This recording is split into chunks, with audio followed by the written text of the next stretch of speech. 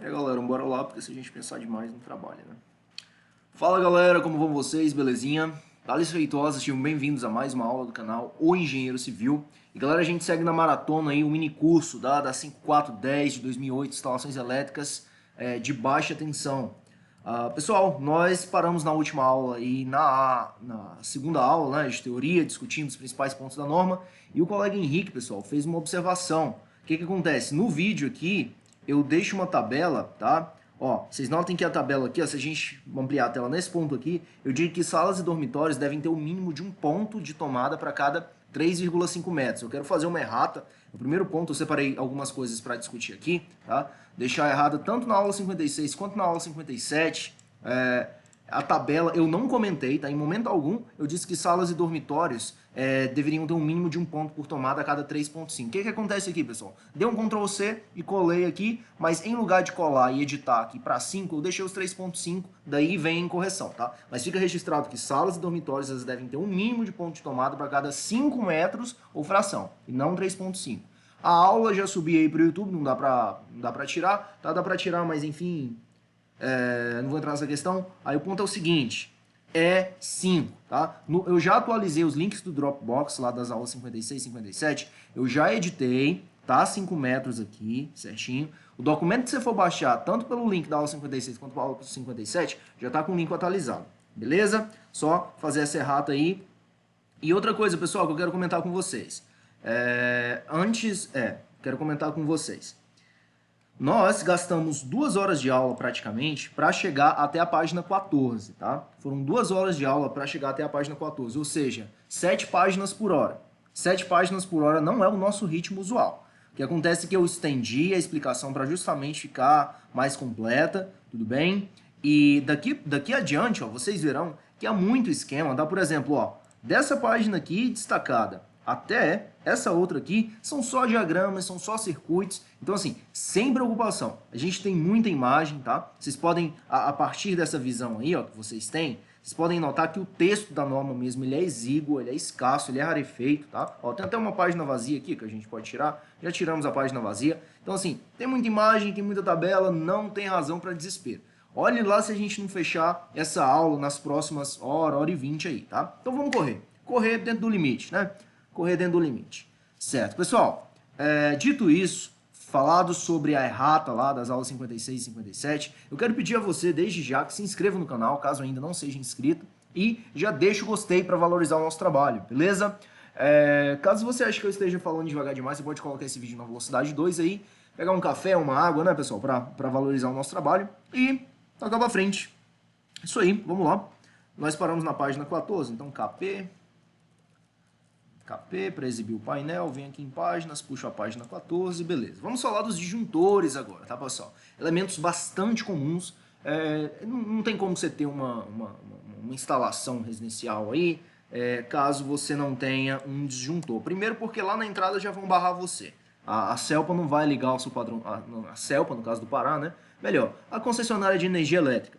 Né? Talvez você esteja assistindo esse vídeo aí da mais diverso local do Brasil, enfim, né? No caso aqui do Pará, a CELPA, ou a concessionária de energia elétrica, não vai ligar a sua energia elétrica caso você não tenha um disjuntor, caso não esteja dentro das normas lá, e o mínimo é o disjuntor, né, pessoal? É o mínimo da proteção aí. Para que serve esse dispositivo? Ele protege contra sobrecorrente e curto-circuito. Então aqui nós temos 3 disjuntores, tá? Eles não precisam, você não precisa de disjuntor no neutro, tudo bem? A menos que seja um disjuntor com uma função além, se você tiver um DDR, por exemplo, que é um disjuntor diferencial residual. O que é um DDR, pessoal? O DDR, ele vai incorporar tanto o disjuntor, a função de disjuntor, quanto a função de interruptor diferencial residual. Então, ele vai incorporar os dois. Que é esse exemplo aqui, ó, esse cara aqui, ó. Deixa eu mostrar para vocês. Aqui, bora lá, tô falando de aterramento, tarará, eu quero o DDR, mostrar o DDR.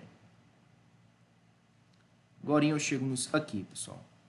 Isso aqui é o disjuntor termomagnético, IDR e tal. Aqui, ó, eu tenho um DDR. Isso aqui é um exemplo de DDR, tá? Ó, ele é tanto interruptor diferencial residual quanto interruptor termomagnético. Então, neste caso, o neutro vai passar por esse dispositivo, que é o DDR. Mas sendo o disjuntor somente, disjuntor termomagnético, não há necessidade de passar o neutro por ele, é suficiente que passem as fases, beleza? Voltando lá para a página 14, e eu vou mostrar também, não vou perder a oportunidade de deixar essa explicação mais completa, por meio do seguinte, mostrando tanto o DDR quanto o disjuntor termomagnético normal, tá? Essa página aqui que a gente começou, mas eu vou vir aqui no Google, fechar essa busca aqui.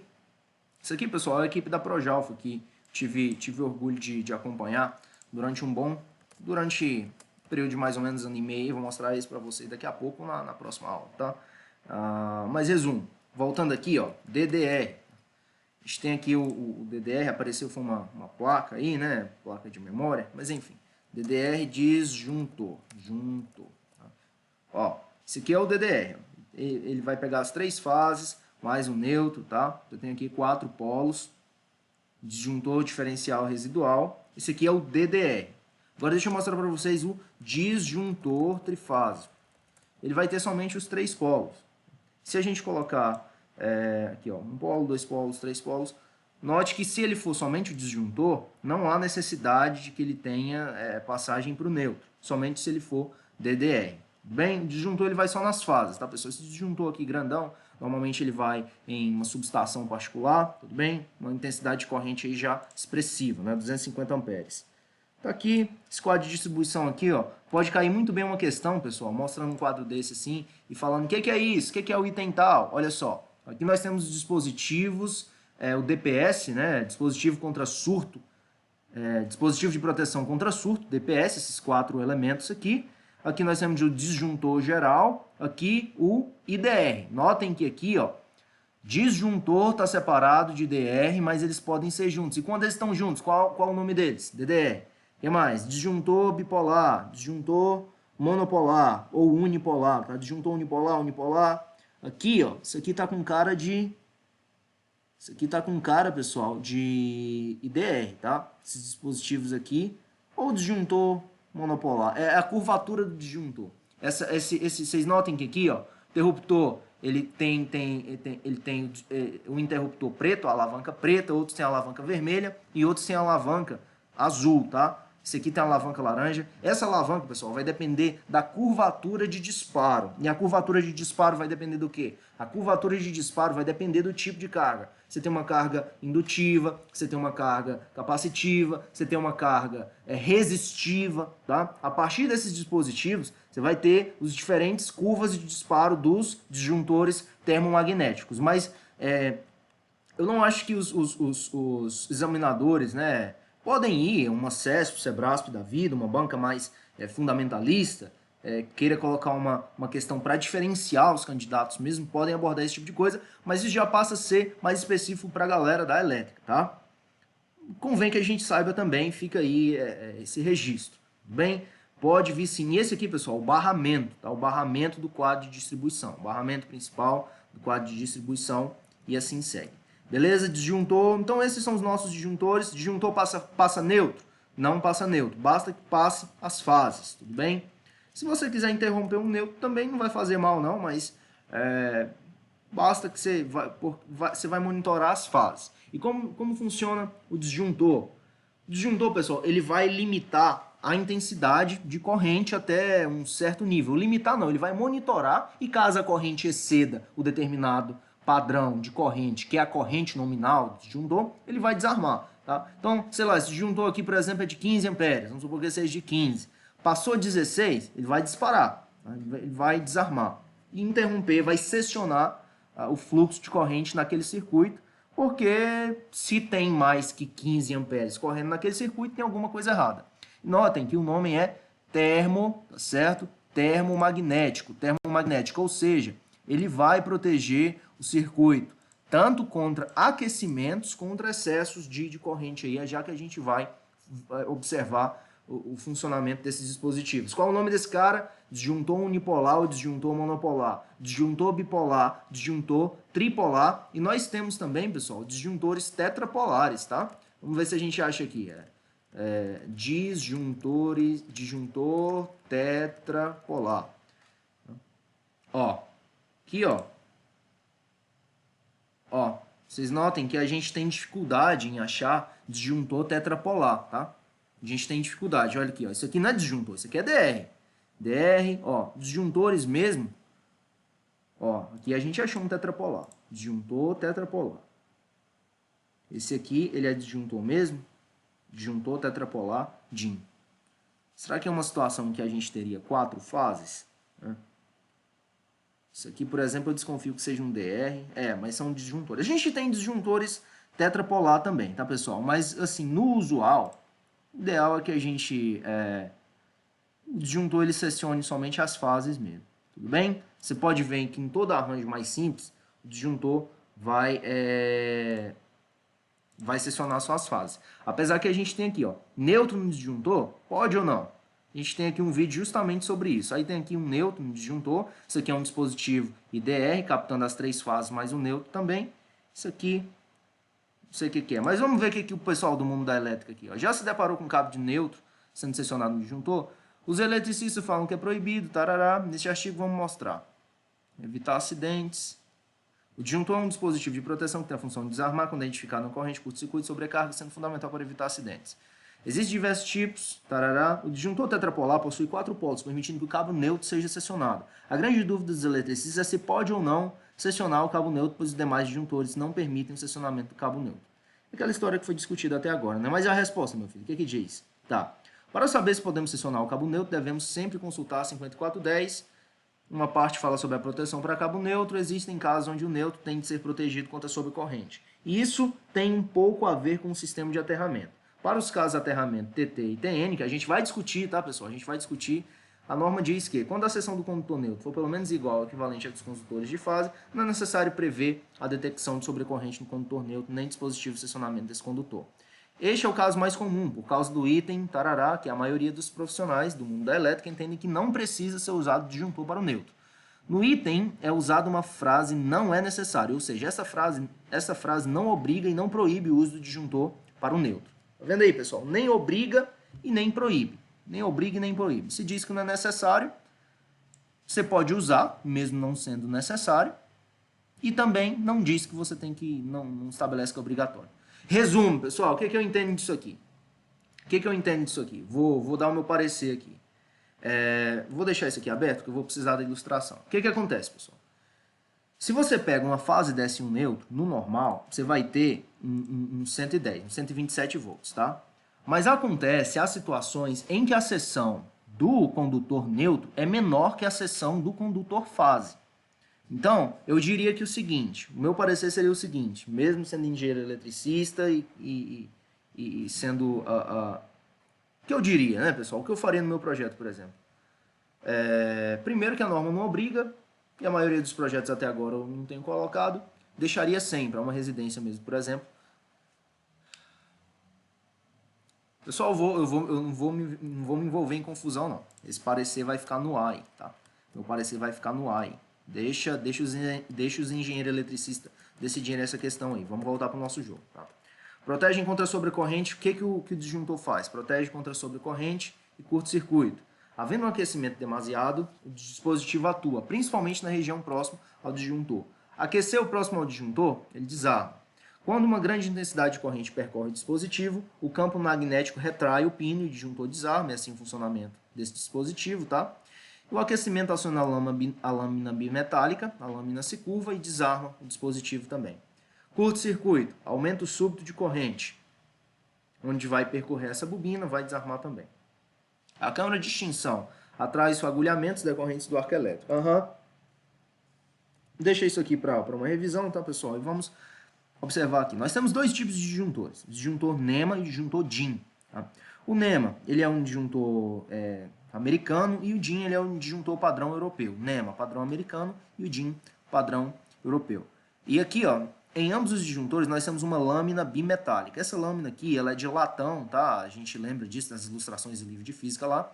Quando ela aquece, os metais que constituem essa lâmina, eles têm coeficiente de dilatação diferente, que vai fazer com que a lâmina se curve. Essa lâmina se curvando, ela vai encostar no dispositivo que arma o disjuntor e vai fazer ele desarmar. Então aqui, por exemplo, no caso do disjuntor DIN, na situação de aquecimento, essa lâmina vai se curvar nesse sentido, e quando ela encostar aqui, ó, ela vai desarmar o disjuntor. Neste caso, seria um desarme por aquecimento, tudo bem? Por um aquecimento. O disjuntor detectaria a lâmina bimetálica, dilataria e desarmaria o disjuntor. Na situação de sobrecorrente ou curto-circuito, a intensidade de corrente será tão intensa que essa bobina aqui, ó, será percorrida, vai gerar um campo elétrico, e esse campo elétrico vai gerar retração desse pino, que a gente está vendo aqui, tudo bem? Retração desse pino, e vai desarmar o dispositivo de semelhante modo. De semelhante modo, vai desarmar. É assim o funcionamento dos disjuntores, tá, pessoal? As principais funções: seccionar o circuito. Se eu quiser interromper fluxo de corrente, eu vou lá e desarmo manualmente, ou armo, tá? Na situação de querer que a corrente percorra, mas protege contra sobrecorrente e curto-circuito e permite o seccionamento de fluxo, tá? Do fluxo elétrico, do fluxo de corrente, tá? Fluxo de corrente elétrica nos condutores. Essas são as três principais funções. Há questões, já vi questões dizerem que o disjuntor ele serve somente para proteger contra sobrecorrente e contra curto-circuito. Mas se você for pensar também, pessoal, em uma manutenção, o que você faz? Você vai lá e desarma o disjuntor, você desliga o disjuntor. Então, eu diria que além de proteger contra sobrecorrente, contra curto-circuito, ele vai permitir o seccionamento do fluxo.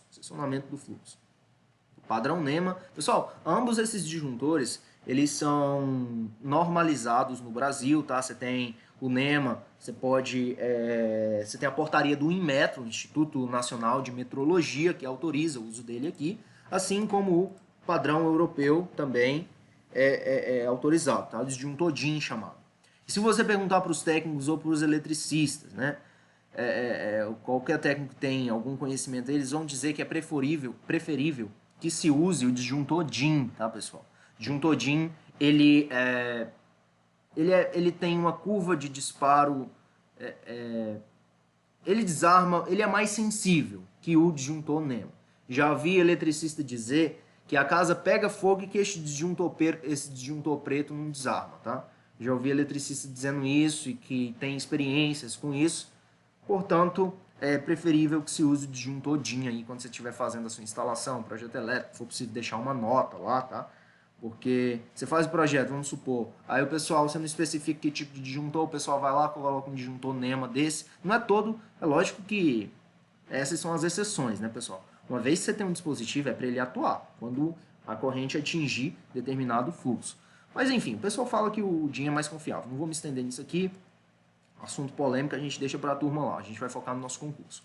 Uso de dispositivo diferencial residual de alta sensibilidade. Generalidades. É o DR de novo, né? Uso de dispositivo de proteção a corrente diferencial residual em corrente... Tá, novamente. O uso de dispositivos de proteção a corrente diferencial residual com corrente diferencial residual nominal IA, tá? Isso aqui é I de intensidade de corrente, IA, ele é um subíndice, tudo bem? A gente pode colocar aqui. Igual ou inferior a 30 mA é reconhecido como proteção adicional contra choque. A proteção adicional provida pelo uso de dispositivo diferencial de alta sensibilidade visa casos como os de falha de outros meios de proteção de descuido e imprudência do usuário. A utilização de tais dispositivos não é reconhecida como constituída em si uma medida de proteção completa. Aí vem uma questão lá e fala assim, o IDR oferece uma proteção completa, o dispositivo, ou o DR, né, simplesmente. O DR oferece uma proteção completa, não procede. Tá? Em absoluto, não. Ela vai ter de ser complementada pela proteção básica, pela proteção supletiva. Ele será uma proteção, como o próprio nome diz. Pessoal, se adicional é completo? Não, vai ser adicional alguma coisa. Né? Que a proteção básica e supletiva, sobretudo a básica. É absoluto. O emprego de uma das medidas de proteção estabelecidas em tarará, são justamente básica e supletiva. Casos em que o dispositivo diferencial residual de alta sensibilidade, como o de proteção adicional, é obrigatório. Aquela história que a gente falava mais cedo, né, pessoal? É obrigatório. Há casos, em áreas molhadas, por exemplo, é obrigatório, conforme a gente vai discutir aqui.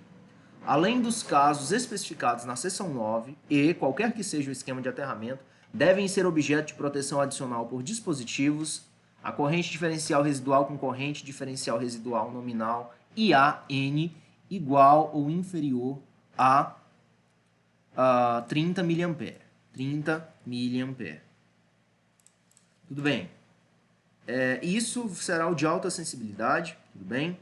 Não interessa não interessa o esquema de aterramento.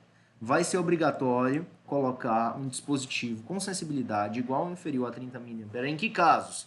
Nos circuitos do chuveiro, nos circuitos que sirvam a pontos de utilização situados em local como banheiro ou chuveiro, os circuitos que alimentam tomadas de corrente situadas em áreas externas à edificação.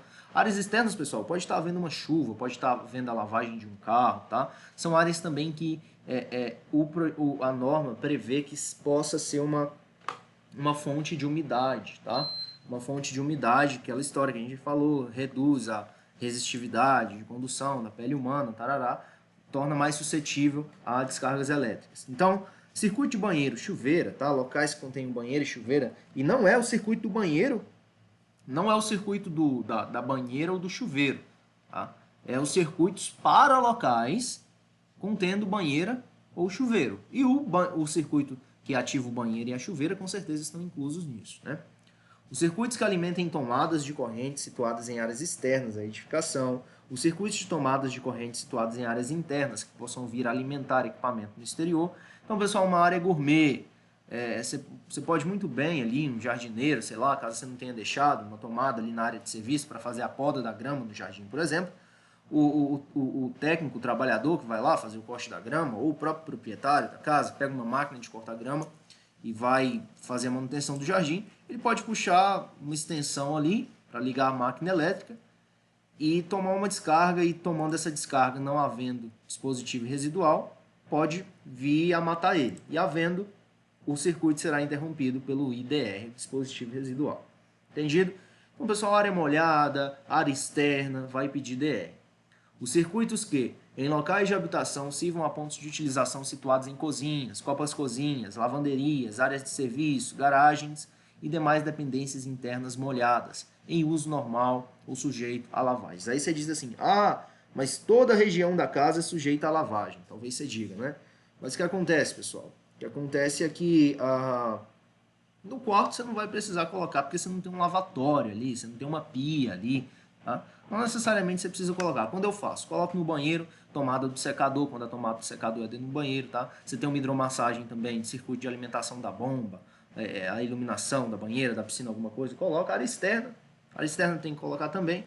Mas assim, quarto, sala, esses locais, é lógico que algum dia da vida você vai lavar esses locais, então essa parte aqui sujeitas à lavagem fica um pouco assim genérica, né? Mas não coloca em tudo não, tá, pessoal? Circuito de iluminação, por exemplo, eu não coloco, tá?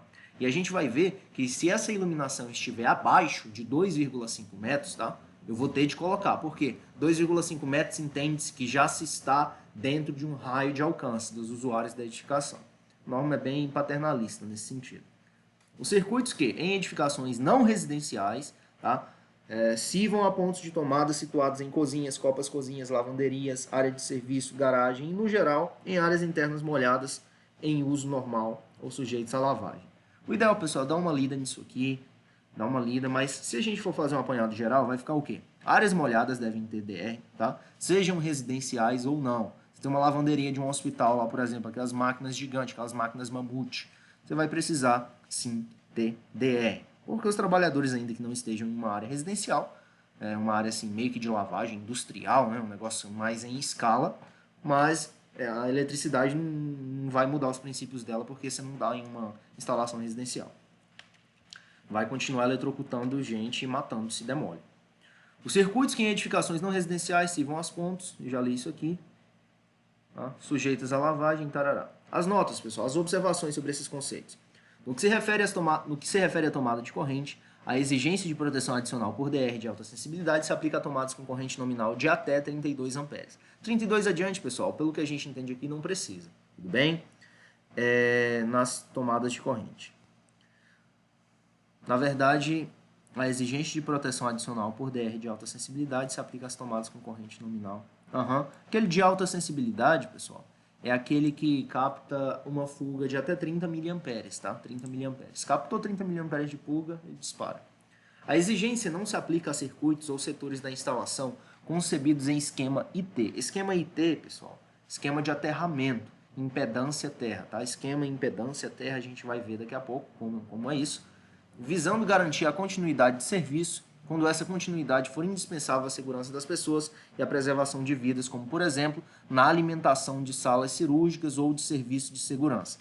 Então, nessa situação aqui, você tem hospitais, por exemplo, que o sujeito está ligado lá no respirador e se o DR atuar, vai desarmar o disjuntor e ele vai morrer porque o ventilador dele desligou. Então, assim, eu não posso ter DR em qualquer circuito também. Circuito que atende hospital. De mesmo modo, o IT, que é o sistema de aterramento impedância terra, tá? Esse sistema de aterramento, ele se aplica a processos industriais complexos e justamente a hospitais. Uma sala cirúrgica, a equipe de cirurgia está lá atuando no sujeito, fazendo uma intervenção neurológica, uma intervenção cardiológica ali, está mexendo no cérebro do sujeito, no coração do sujeito. Aí no meio da cirurgia, tudo desliga e o coração do sujeito que estava substituído por uma máquina, a máquina para também. Como é que fica a história? Então, em processos industriais complexos, isso mesmo, processos alimentícios, você está lá no meio de uma pasteurização de um leite, tá? Uma coisa que deve ficar, o processo tem uma faixa de temperatura ali, não. Esse processo deve ocorrer entre 4 graus e 8 graus. Um processo desse você não pode ter o compressor do refrigerador lá desarmando no meio dele, porque vai ter implicações e custo. Mas é isso. Admite-se a exclusão na linha D dos pontos que alimentem aparelhos de iluminação posicionados a uma altura igual ou superior a 2,5 metros. Aquela história que eu falei para vocês, pessoal. Precisa colocar DR em iluminação? Atenção à pergunta. Precisa colocar DR no circuito de iluminação? Não precisa, tá? Não precisa colocar DR em circuito de iluminação, desde que, ok? O ponto mais baixo de luz esteja acima de 2,5 metros. Se você tem algum ponto de luz no seu circuito de iluminação que está abaixo de 2,5, já entra na área de alcance da pessoa, do trabalhador, dos usuários, vai precisar DR sim. Quando o risco de desligamento de congeladores por atuação intempestiva, ou seja, uma atuação não prevista, associada à hipótese de ausência prolongada de pessoas, significar perdas e ou consequências sanitárias relevantes, recomenda-se que as tomadas de corrente previstas para a alimentação de tais equipamentos sejam protegidas por dispositivo DR com característica de alta imunidade a perturbações transitórias. Pessoal, o que acontece aqui? Vamos imaginar um frigorífico, tá? Frigorífico. Aí você matou 3 carretas de gado, tá? Cada carreta de gado aí pega, sei lá, 19, 21 boi. Vamos colocar 18 boi. Né? Aí você matou 18 vezes 3, 24. Você matou 54 boi, partiu os bichão no meio e pôs lá na câmara fria. 54 vezes 2, 108. Aí você tá com 108 bandas de gado lá, tá certo? Traseira e dianteira na câmara fria. E essa câmara fria tem DR. E a galera saiu para licença de Natal e Ano Novo. Mataram esses boi, deixaram na câmara fria. E foi um rato lá e mexeu no circuito, roeu o cabo. E o rato roeu o cabo e morreu eletrocutado, né? Mas antes de morrer, enfim, o DR atuou. E no que o DR atuou, seccionou a câmara fria. E você tá lá com 108 bois, 108 metade de boi dentro da câmara, aliás, câmara fria, né? O pessoal tá pro Natal e pro Ano Novo, só vão voltar em 4 dias. Aí pensa no cenário bonito. A turma volta do Ano Novo e tá lá aquele monte de carne estragada. Toneladas e toneladas de carne estragada. Pense no prejuízo. Prejuízo aí, pessoal, 50 bois, 50 vezes 3, é coisa de 150 mil reais, 120 mil reais, se a gente for pensar, tá? Então pense no prejuízo, pense na situação. Ou melhor, você tem uma câmara fria cheia de queijo lá, cheia de mortadela, acontece a mesma coisa. Vem um pombo lá, pousa numa parte do fio que está descascado, toma uma descarga, o DR capta aquela descarga e desliga. Aí você fica com aquele monte de queijo lá no congelador e o congelador desligou. Né? Então, justamente, são as duas condições que a norma fala. Primeiro, você tem que ter um congelador e depois você tem que ter agência prolongada de pessoas, ausência. Quando você tiver isso, você tem que prevenir a atuação intempestiva. O que é intempestiva, pessoal? Aquele negócio que não tem previsão, tá? Intempestivo. O que se produz ou acontece chega em ocasião impropícia, inoportuno, súbito, imprevisto, tudo bem? Chega numa ocasião imprevista, impropícia, tá? Então você tem que prevenir isso. E como previne?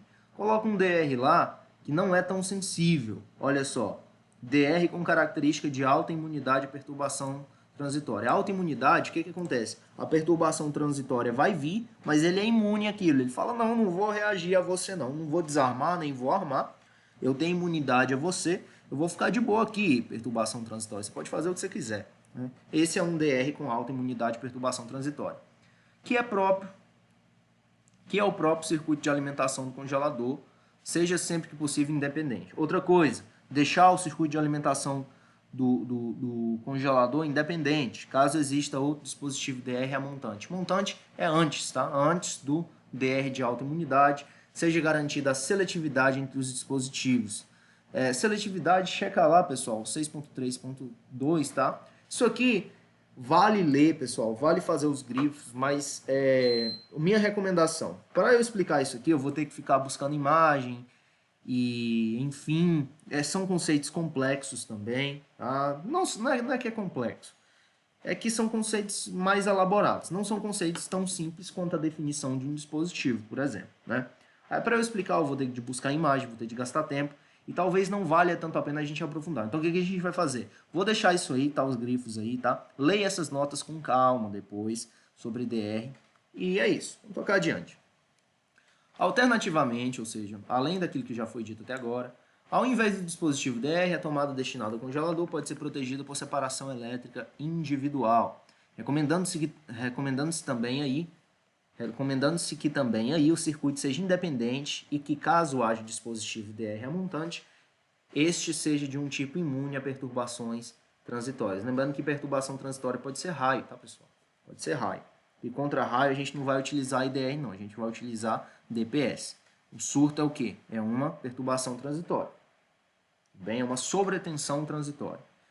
A proteção dos circuitos pode ser realizada individualmente, por ponto de utilização ou por circuito ou grupo de circuitos. Aquela história que eu falei para vocês, colocar um DR lá no quadro principal, no quadro de distribuição principal, é chato, é inconveniente. Por quê? Porque quando alguém tomar uma descarga lá na lavanderia, ele vai atuar e vai desligar tudo. Vai desligar ar-condicionado, computador, televisão, tudo que se tiver ali ligado à rede. Bem? Então, nesse caso, o que você faz? Você põe um DR lá para o circuito da lavanderia, você põe um DR para o circuito do chuveiro, um DR para o circuito do secador, entendido?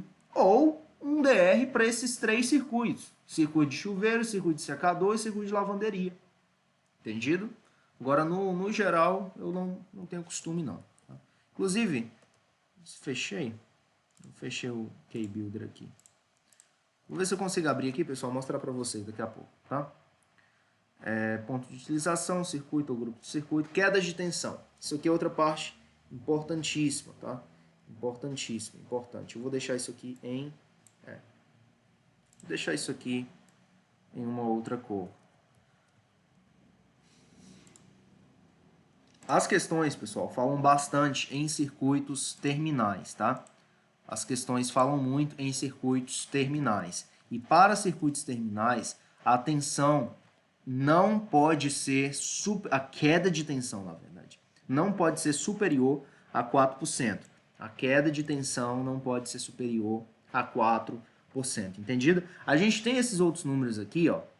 A queda de tensão pode cair até 7%, calculada a partir do terminal secundário do transformador. 7% calculados a partir do terminal secundário do transformador. Aí aqui são diferentes transformadores.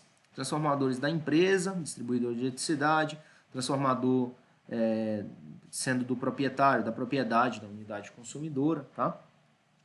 7% calculados dos terminais de saída do gerador, 5% calculados a partir do ponto de entrega, nos demais casos do ponto de entrega com fornecimento de tensão secundária de distribuição. Vale dar uma lida nisso aqui, uma checada, tá? Tensão secundária de distribuição, pessoal, são aqueles 4 cabos mais abaixo que passam, tá? Na rede. 4 cabos mais abaixo que passam. Aí aqui, ó, nesse caso, você teria uma subestação própria, né, do mercado, daquele comércio, daquela indústria, ou daquela residência. Uma residência, sim, pode ter uma subestação. Ou, no caso da subestação ser própria da CELPA mesmo, terminal secundário do transformador, lá da CELPA, tá? Então, aqui, primeiro caso que a gente tem, subestação própria, você não pode cair mais de 7% da saída do transformador, parte secundária. Aqui, 7% do transformador da CELPA, dessa vez, da concessionária de energia elétrica. Né? 5% calculado do ponto de entrega, isso aqui lá na ponto, a dois pontos, tá, pessoal? O ponto de entrega, que é onde a concessionária deixa energia na sua porta, entra ali no quadro de medição, no pingador lá do padrão, né? Que o pessoal fala, o pingador ali do padrão. Esse é o ponto de entrega. Mas tem o ponto de entrada, que é onde aquela tubulação que foi recebida lá no pingador do padrão entra na residência de fato. Então, assim, 5% do ponto de entrega até a residência, até o local de utilização. Mas o resumo, assim mesmo, que as bancas gostam de pedir, é essa informação aqui. Ó. Em nenhum caso, a queda de tensão nos circuitos terminais pode ser superior a 4%. Em nenhum caso, a queda de tensão dos circuitos terminais pode ser superior a 4%. Aí vem, né, uma questão e fala assim, um dispositivo tarará opera a 127 volts. Qual a queda de tensão máxima que ele pode ter? Ora, se caiu 4%, ele vai funcionar a 96% apenas. Então, um dispositivo, pessoal, que é 127, ele não pode funcionar a menos que aproximadamente 122, tá? Se a gente fizer essa mesma conta para 220 vezes 0,96, ó, 211. Você não pode ter um dispositivo aí 220 funcionando a menos que 211. Se o dispositivo é 230, que é a tensão nominal para muitos aparelhos, vezes 0,96, vezes 0,96, ó, 230, 220. Então, 4% nos circuitos terminais, é importante lembrar disso. Quedas de tensão maiores que as indicadas em 6.2.7.1, que é justamente esse tópico que a gente está analisando aqui. Quedas superiores a essas são permitidas para equipamentos com corrente de partida elevada. Então, pessoal, você tem um motor trifásico lá. Esse motor, quando ele vai partir, atua capacitor, atua bobina de partida, atua platinado, tá? Que são os dispositivos de partida desses motores. Aí o platinado abre, o platinado fecha. O resumo é que a demanda de corrente, tá, vai lá para cima quando você vai dar partida num motor desse. Tanto é que quando, sei lá, naquelas edificações antigas, quando alguém ligava o liquidificador, a luz dava uma piscada. Ligava o liquidificador, a luz dava uma piscada. Por quê? Porque o liquidificador, o motor do liquidificador, ele demanda corrente. No que ele demanda corrente, existe uma depressão, existe uma queda na tensão. Tá? No que ele puxa a corrente, a tensão cai, é mais ou menos por aí. Então, o que acontece? A norma fala assim, se for na partida, pode ser que você tenha uma queda maior que 7, pode ser que você tenha uma queda maior que 4% lá no circuito terminal, tá? Desde que seja só na partida, tá bem? Então, aquela história. São permitidos para equipamentos com corrente de partida elevada durante o período da... Olha só, durante o período da partida, tá? Um motor desse parte o quê? Parte em o quê? Estourando 45 segundos. Até ele... Que 45 segundos? Um motor que leva 40 segundos... Pode ser que ele leve 45 segundos para partir e atingir o máximo RPM dele, tá? Mas de modo geral, você não tem 45 segundos de partida, não. Você tem 15, 20 segundos, 10, 5, tá? Mas enfim, só se admite essa queda de tensão durante o período de partida, desde que dentro dos limites permitidos em suas normas respectivas. Belezinha, pessoal? Só a gente falou aqui até agora, vamos fazer uma recapitulação. A gente falou de disjuntor nessa aula. A gente está em quanto tempo de aula? A gente está em 39 minutos já. A gente falou de disjuntor com bastante detalhes, tá? Falamos de disjuntores, a gente tirou a dúvida da questão da fase do neutro. Outra coisa, a gente falou dos locais onde se aplicam dispositivos DR. Dá para fazer uma tabela também com esses locais. Eu vou ver se eu consigo fazer e adicionar aí. Beleza? Quando você for fazer o download do material, já estar aí, já ficar aí, beleza? A gente falou também das situações excepcionais, tá? Quando lá numa indústria, numa câmara frigorífica, num hospital, como fica o DR nessas situações, você não pode colocar DR em qualquer lugar, porque se ele desarmar, você vai ter prejuízo, e principalmente quando não tiver gente naquela situação para perceber que o DR atuou, desarmou o circuito, e que tem que ligar de novo, tudo bem? A gente vai ter que ficar de olho aberto na hora de colocar esses dispositivos aí. E agora nós falamos de queda de tensão, beleza? A gente cobriu isso até agora. Pessoal, vamos falar dos esquemas de aterramento agora, tudo bem? São pelo menos... Deixa eu ver, TN são pelo menos 2. TN, terra, impedância, terra neutra. Pessoal, são pelo menos 5, tá? Os esquemas de aterramento. São pelo menos 5 os esquemas de aterramento. Vamos falar do esquema terra-neutro separado, que é o mais comum em residência, o mais comum no Brasil que você vai encontrar é o terra-neutro, tá? Muito provavelmente a sua residência é terra-neutro, tudo bem? Como é que funciona isso? Funciona assim, vejam só. Aqui você tem fase, trifásico, tá? Neutro, protected earth, né? Proteção na terra, o aterramento, cabo terra. Onde você vir PE, entenda-se terra, bem? Então aqui você tem um aterramento da alimentação, lá na entrada, já lá no recebimento, tá? Ali junto ao medidor. Se você se atentar, quando você for olhar lá próximo ao seu medidor, há uma caixinha na parte de baixo, aquela caixinha ali vai ter o eletrodo de aterramento, a haste de aterramento que foi cravada lá quando da instalação do dispositivo de medição, do aparato de medição ali, do famoso padrão, né? Aí o que acontece? Ó, lá na entrada, você aterra o neutro, tudo bem? Lá na alimentação, você aterra o neutro e já separa. Cabo terra vai ser um e cabo para neutro será outro. Então daí esse S, porque o terra e o neutro são separados. O terra e o neutro são separados. Terra, neutro, S de separados. Essa aqui é o símbolo do neutro, esse aqui é o símbolo do terra, T de terra, tá? E neutro, esse símbolo aqui eu não sei dizer porque ele é assim não. Mas fase ele é retinho e ele atravessa e é retinho. E o neutro, ele tem essa perninha dobrada aí, tá? Lembra que o neutro tem a perninha dobrada. Então, esse aqui é o primeiro esquema de aterramento. As massas, elas são aterradas no mesmo cabo de proteção que o neutro é aterrado, tudo bem? Esse é o esquema de aterramento. Esquema terra-neutro separado. As massas são aterradas também no aterramento da alimentação. Neutro tem um cabo, proteção tem outro. Nós temos o esquema terra-neutro comum. Primeiro eu vou explicar aqui o terra-neutro comum. Inclusive, tá junto isso? Não tá. Vou deixar esse aqui primeiro. Tá aqui, ó. Nós temos o terra-neutro comum, que é o quê? O cabo de proteção, ou seja, o cabo terra e o cabo neutro serão um só. Você já pensou isso, pessoal? Ó, terra e neutro são um só. Aqui, ó, aterramento da alimentação. Aí você tem terra, naturalmente, até aqui, e o neutro também vai... Pessoal, comum. Neutro e terra serão um só. Simples assim. Simples assim. Entendido? O que mais que a gente tem? Ele vai ter esse símbolo aqui, ó. Quando terra e o neutro forem comum, notem que PE vai ser de proteção da terra e N vai ser de neutro. Tudo bem? Ele vai seguir, vai alimentar as massas e é assim que vai ser. Ao longo de toda a rede, o terra e o neutro são um cabo só. Pode isso, Thales? Pode, tá? As funções de neutro e do condutor são combinadas no único condutor na totalidade no esquema. E para não ficar para menos, pessoal, nós podemos ter o terra neutro comum e separado. Como é que vai funcionar isso? Terra e neutro, em parte da rede, eles figuram em um condutor só, que é exatamente o que a gente tem aqui, ó. Terra e neutro, eles figuram como um condutor só, em parte da rede, mas em outra parte da rede, eles já vão se separar. Terra será um cara e o neutro será outro. Pode isso, Thales? Pode sim, tá, pessoal? Pode e é regulamentado por norma.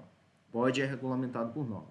As funções de neutro e de condutor de proteção são combinadas num único condutor em parte do esquema e na outra parte elas serão separadas, como é o usual. Nós temos ainda, pessoal, o esquema terra-terra. Como funciona o esquema terra-terra? Vai haver um aterramento para o neutro e um outro aterramento para as massas elétricas, tá? Para os equipamentos elétricos, para as cargas elétricas. Então aqui está, ó. Olha o exemplo aqui, ó. Neutro vai ter um aterramento somente para ele e as massas terão um aterramento somente para ele. Thales, quando eu uso um e quando eu uso outro? Pessoal, o mais comum, como eu disse para vocês, é o terra-neutro separado, tá? Em que O neutro é aterrado em um mesmo ponto de aterramento, mas terra e neutro têm cabos distintos. Esse é o mais comum, fica registrado. Fica registrado. Nós temos o terra neutro comum e o terra neutro comum e separado, né? Comum e separado. Terra neutro comum e o terra neutro comum e separado. Quando usa um, quando usa outro? Pessoal, eu aconselho que você pesquise sobre isso aí também, tá? Eu não sei dizer com precisão duas coisas que eu sei. Eu sei que o terra neutro separado ele é o mais comum e que o terra neutro impedância, tá? Que é esse aqui, ó, terra neutro impedância, ele é utilizado em hospitais, salas cirúrgicas, etc, etc. Coisas que, finalidades, que o abastecimento, o fornecimento de energia elétrica, eles não podem ser interrompidos levianamente, de qualquer maneira, tá? De forma intempestiva, como a gente viu o conceito ali acima. Eles não podem ser uma sala cirúrgica, por exemplo. Você não pode. Então, neste caso, você vai ter o esquema terra e impedância. Falou em processo industrial complexo. Falou em hospital, sala cirúrgica, atividades críticas, cujo fornecimento de energia elétrica não possa ser interrompido de qualquer maneira, sem um planejamento. Duas coisas. Você vai ter que atentar para o DR, que vai colocar ali. Você precisa planejar isso muito bem. E outra coisa, aterramento terra e impedância, tá? Aterramento terra e impedância. Só deem uma pesquisada sobre, você coloca assim, ó, esquemas de aterramento no YouTube.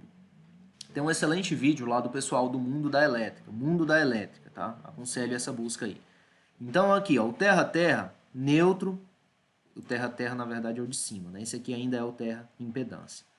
Esse aqui ainda é o terra impedância. Tudo bem? Ó, proteção, você pode ter tanto o terra impedância. Que imagem é essa, pessoal? A, B. Que imagem é essa? Esse aqui eu tô vendo ele como o neutro não tá passando aqui, né?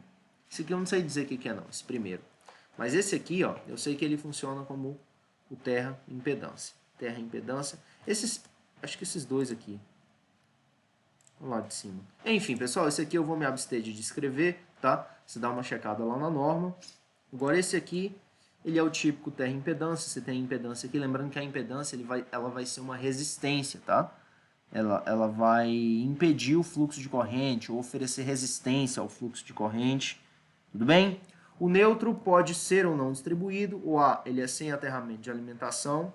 Ah, tá aqui, pessoal. Essas duas imagens, na verdade, elas estavam compostas em uma só. O A é sem aterramento da alimentação. Tudo bem? O B é alimentação através da impedância. A alimentação ela é aterrada através da impedância.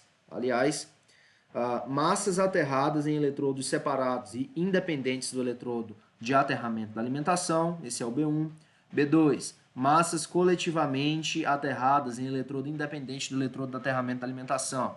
E por último, massas coletivamente aterradas no mesmo eletrodo de alimentação. Pessoal, o que vale estudar, sim, compreender de fato? Todos, né? Todos. Mas atenção para o esquema TT e atenção para o esquema terra neutro. Principalmente esses aqui, ó. Principalmente os terra neutro. Terra neutro separado, terra neutro comum e terra neutro comum e separado. Terra impedância. O terra-terra é muito simples. Figura esquema terra-terra. Terra-terra é muito simples. A alimentação vai ter um aterramento, as massas terão outro. Simples. Esse é simples, esse é simples, esse é simples e esse aqui também. A coisa começa a ficar um pouquinho complicada, um pouquinho só, quando a gente entra no esquema terra-impedância, que são esses dois, tá? Que são esses dois. Mas basta saber que terra-impedância normalmente a gente usa quando não pode interromper de qualquer jeito o fornecimento de energia elétrica. Tudo bem? Deixa eu ver, pessoal. Terra-terra tá tranquilo também, a gente já falou. Tudo bem. Pessoal, como é que a gente está de tempo aqui, tá? 49 minutos. Seguinte, a gente vai seguir até 1 hora. Então vamos mandar ver. Pessoal, sobre os diâmetros dos cabos, nós temos dois tipos de tabelas, tá? Nós temos a tabelas em milímetro quadrado, que essa é a área da seção do condutor, é a mais conhecida, tá? Milímetro quadrado. A gente chega na loja normalmente e pede assim, eu quero um cabo de 2,5, quero um cabo de 4 milímetros. Não, eu quero um cabo preto de 1,5 milímetro, tudo bem? Cabo flexível de 1,5 milímetro, de 2,5. Ah, não, eu quero um cabo de 2,5 vermelho e preto. Assim vai. Cabo flexível, 2,5 milímetros, você diz que quer cabo, que tem a diferença entre cabo e fio, que eu não lembro, tá? E aí segue. Vamos lá, vamos lá, vamos lá. O cabo, a diferença do cabo para o fio, pessoal, é que, inclusive, acho que isso é algo que vale a pena a gente checar, tá? O cabo, ele tem uma série de veias, a gente chama de veia, tudo bem? Ó, aqui, ó, a gente tem o cabo. Isso aqui são as veias do cabo, tá? Mas eu vou deixar essa explicação. A gente não deixa explicação não. Vamos lá, pessoal, pesquisar comigo aqui, ó. Vi aqui nessa outra guia diferença entre cabo e fio, tá? E fico não, e fio. Diferença entre cabo e fio. Os fios são feitos de um único espesso filamento, e por isso são rígidos. Os cabos são feitos por diversos filamentos finos. Foi exatamente o que eu queria falar, das veias, tá? Das veias que você tem ali. O que lhes dá maleabilidade facilita a sua colocação dentro dos eletrodutos. É chamada flexibilidade do cabo, tá? Então aqui, ó, o fio ele tem menor flexibilidade e o cabo. O que acontece é que eu conheço o fio como cabo rígido. Eu conheço o fio como cabo rígido. Eu chamo esses caras que estão aparecendo aqui, ó, de cabo rígido. Então esses aqui, ó, notem que o filamento dele é menos espesso. O filamento desse aqui é único. Deixa eu colocar bem aqui, cabo rígido. Acho que o cabo rígido, ó, o cabo rígido, na verdade, o cabo rígido no fundo, ó, ele vai ser o mesmo, vai depender da espessura. A espessura aí dos fios. Enfim. Cabo rígido, cabo flexível. Entendido. Fica o registro aí, tá, pessoal? Fica o registro. Voltando. O que mais que a gente tem? Partir para cá. Então, nós podemos ter a designação dos cabos em AWG, que é o American Wire Gauge, American Wire Gauge, estava tentando lembrar da pronúncia disso aqui, é Gauge, American Wire Gauge e milímetros quadrados. Dois condutores que vale a pena decorar, pessoal, tanto em AWG quanto em milímetro quadrado, que é 1,5 e o 2,5. 1,5 por quê? Vale a pena saber dele, porque ele é a seção mínima para circuitos de iluminação. Seção mínima para circuito de iluminação, 1,5 milímetro. Seção máxima para o circuito de iluminação. Seção máxima para o circuito de iluminação, não. Seção mínima para os circuitos de força, que são circuitos de tomada. São 2,5 milímetros, tá? 2,5 milímetros. E notem que, na tabela AWG, quanto maior o número, menor a seção. Quanto maior o número, menor a seção. Fica o registro. Tudo bem? Fica registrado aí. O que mais que a gente tem, pessoal? Então, o cabo 16, ele vai ser o de 1,5, o cabo 14 vai ser o de 12,5, de 12 vai ser o de 4, vai descendo de 2 em 2. Tá? Essa tabela aqui, eu acho que eu cheguei a comentar dela quando nós falamos dos DPS, tá? Os dispositivos de proteção contra surto.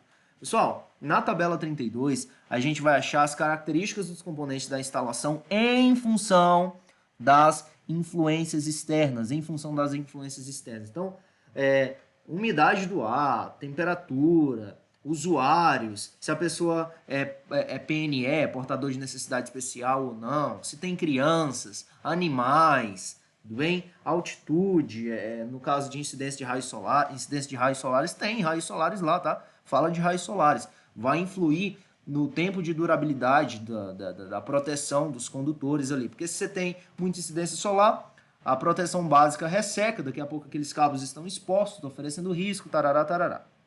Aí segue.